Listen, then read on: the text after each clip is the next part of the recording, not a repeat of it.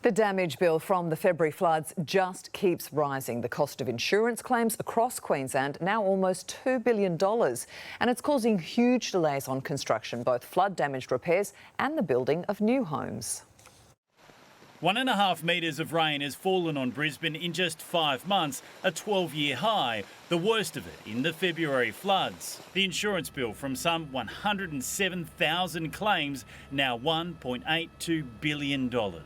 We think there are 50,000 buildings, mostly homes, that will require some level of building repair. But getting those repairs done is becoming more and more difficult. We're talking double the time, so a house that might have taken 4 months is taking 8 months. Adding to the construction crisis, another 38,000 new homes are set to be built in Queensland this year. Also hard to come by are trades, the perfect storm, not so perfect for builders, costing them time and money. We're seeing delays up to 2 to 3 months on our type of projects, which puts a significant increase on our price. The February floods also took out plenty of shops, but none were more impacted than Toombul Shopping Centre. Mirvac values the site at $300 million, but it'll likely pay much more, doing a complete redesign and rebuild to floodproof it for the future.